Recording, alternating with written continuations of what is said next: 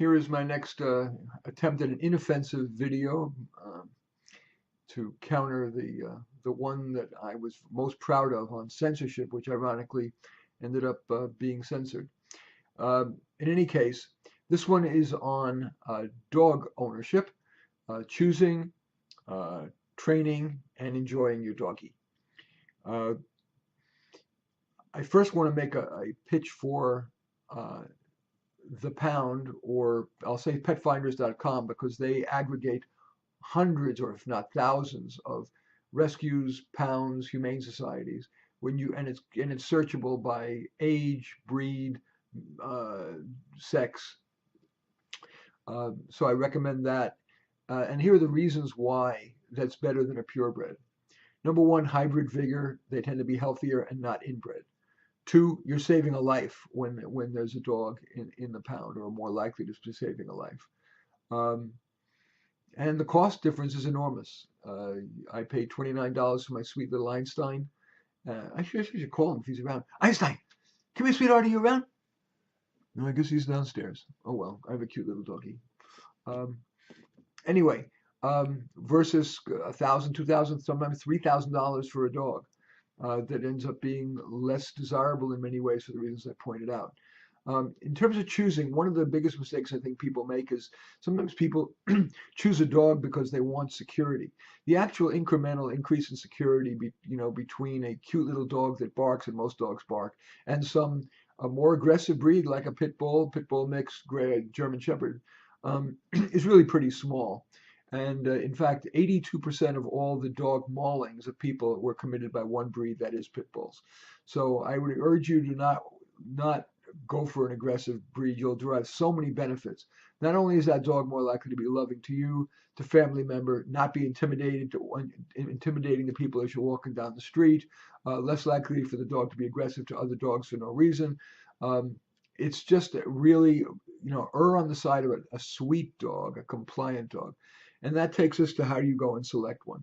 So when you're, after you've looked up the dogs on petfinders.com and read the descriptions of them, certainly when you go and visit the dog, you want to see, obviously no signs of snarling or even backing away in fear, but is more likely to gently approach you, or at least when you put your hand out, tentatively be curious.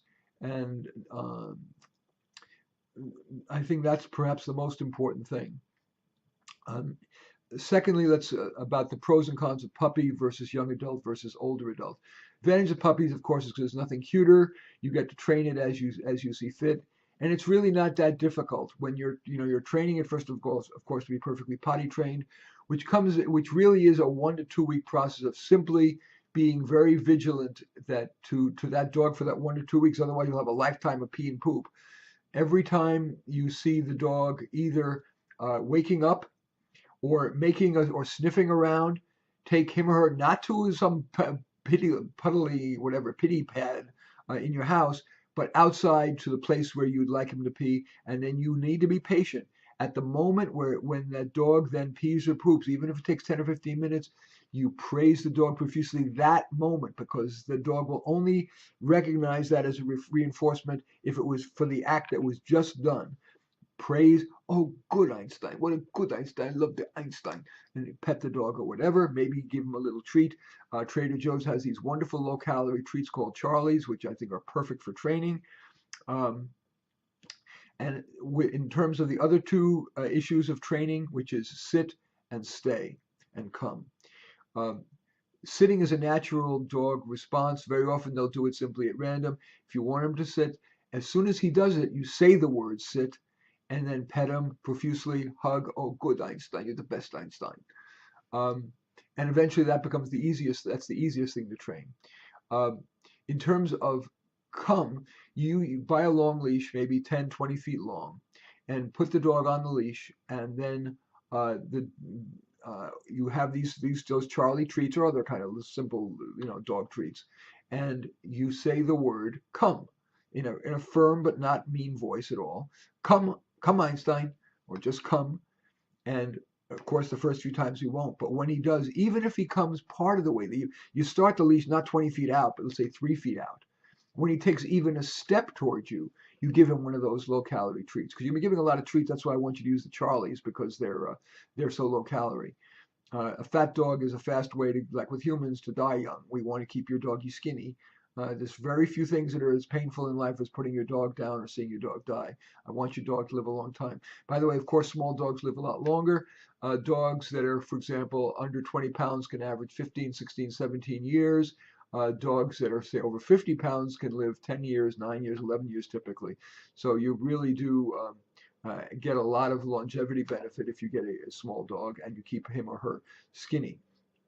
So um, teaching the dog to come, take that leash and hold it so that he's only 3 feet away. He takes a step towards you, give him, praise him, give him the treat, and then slowly, when he routinely will come to you, all the way to you from 3 feet, you extend to 4 feet, 5 feet, whatever, until it's 20 feet, and then the same thing with stay.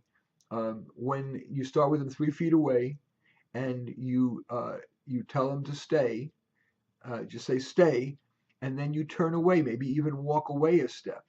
And when he follows you, you say no and stay, Einstein, stay. And when he does it right, even for a second or two, praise him as usual, give him the prize, and then increase the amount of time, not so much the distance, but the amount of time it takes for him to earn that.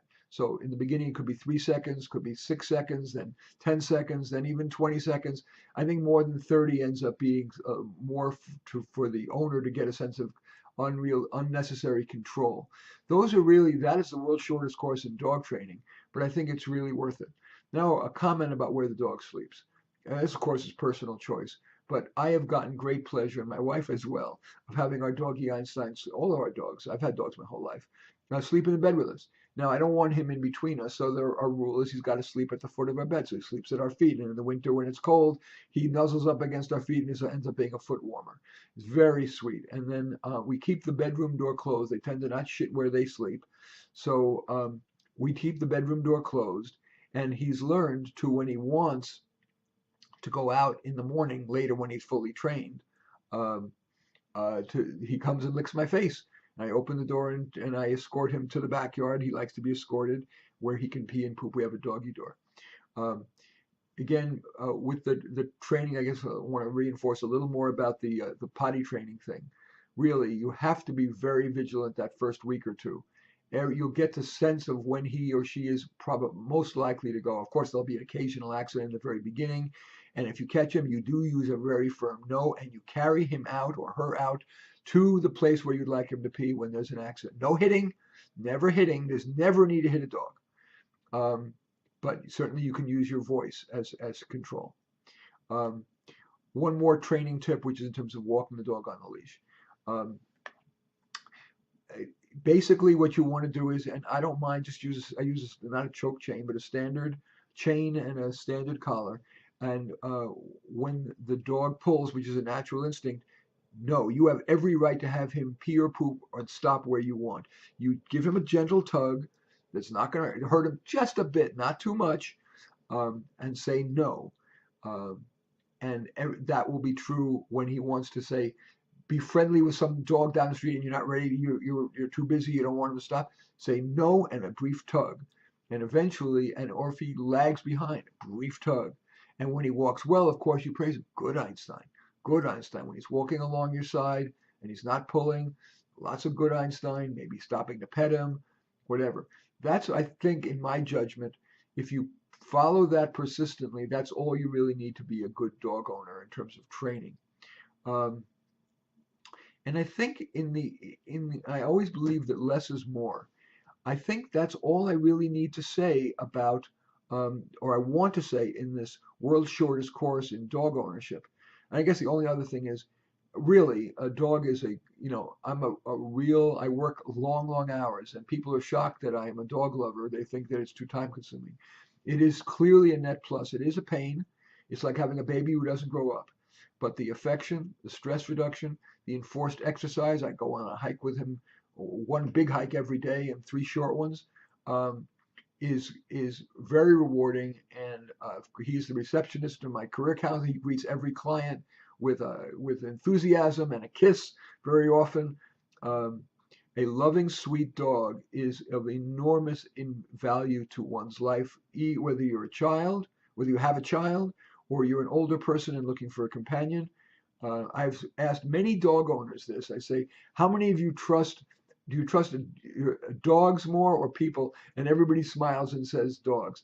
So I'm a huge fan of doggies, and I hope you found this interesting and maybe even helpful. There's a doggie right now that's just right for you, that's sitting in some pounder rescue, just waiting for you to provide a good home. Go to petfinders.com. In any case, I am Marty Nemko. Thanks for watching.